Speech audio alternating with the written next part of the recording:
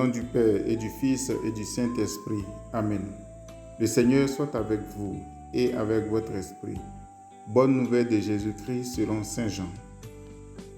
En ce temps-là, au cours du repas que Jésus prenait avec ses disciples, il fut bouleversé en son esprit et il rendit ce témoignage. Amen, amen, je vous le dis, l'un de vous me livrera. Ses disciples se regardaient les uns les autres avec embarras, ne sachant pas de qui Jésus parlait. Il y avait à table, appuyé contre Jésus, l'un de ses disciples, celui que Jésus aimait. Simon-Pierre lui fait signe de demander à Jésus de qui il veut parler. Le disciple se penche donc sur la poitrine de Jésus et lui dit « Seigneur, qui est-ce » Jésus lui répond « C'est celui à qui je donnerai la bouchée que je vais tremper dans le plat. » Il trempe la bouchée et la donne à Judas, fils de Simon l'Iscariote. Et quand Judas eut pris la bouchée, Satan entra en lui. Jésus lui dit alors, « Ce que tu fais, fais-le vite. » Mais aucun des convives ne comprit pourquoi il lui avait dit cela. Comme Judas tenait la bourse commune, certains pensèrent que Jésus voulait lui dire d'acheter ce qu'il fallait pour la fête ou de donner quelque chose aux pauvres. Judas prit donc la bouchée et sortit aussitôt. Or, il faisait nuit. Quand il fut sorti, Jésus déclara, « Maintenant le Fils de l'homme est glorifié et Dieu est glorifié en lui. Si Dieu est glorifié en lui, Dieu aussi le glorifiera et il le glorifiera bientôt. Petits enfants, c'est pour peu de temps encore que je suis avec vous. Vous me chercherez et comme je l'ai dit aux Juifs, là où je vais, vous ne pouvez pas aller. Je vous le dis maintenant à vous aussi. » Simon-Pierre lui dit, « Seigneur, où vas-tu » Jésus lui répondit, « Là où je vais, tu ne peux pas me suivre maintenant. Tu me suivras plus tard. » Pierre lui dit, « Seigneur, pourquoi ne puis-je pas te suivre à présent? Je donnerai ma vie pour toi. » Jésus réplique, « Tu donneras ta vie pour moi? Amen, amen, je te le dis.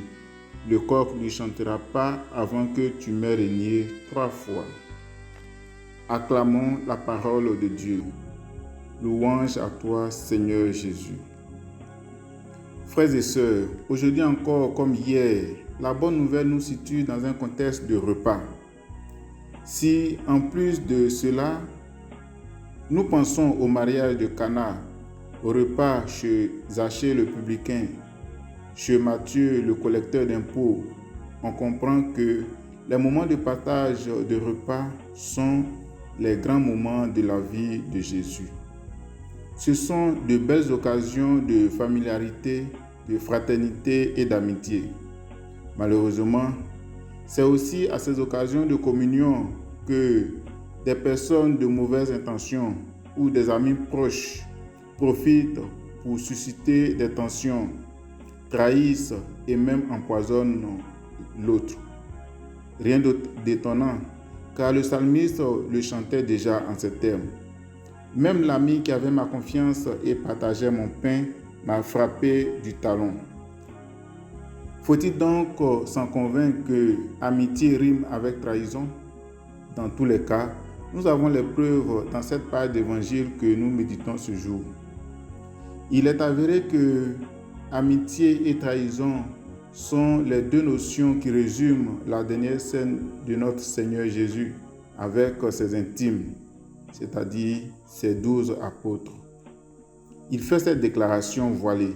« L'un de vous va me livrer. » Tout porte à croire que le Maître savait déjà tout, mais il ne recule pas face à la mort. Il y fait face avec lucidité parce qu'il appréhende la mort, la passion et la mort comme la voie de la glorification. Pour le compte de Judas, s'il est parvenu à trahir son maître, ce n'est rien d'autre que par amour de l'argent. Il livre le Seigneur pour 30 pièces d'argent, selon le texte de la Passion que nous avons lu le dimanche. Voilà donc toute la preuve que l'argent est un bon serviteur, mais un mauvais maître. Puisse le Seigneur toucher nos cœurs pour une conversion authentique, qui nous bénisse et nous garde. Amen.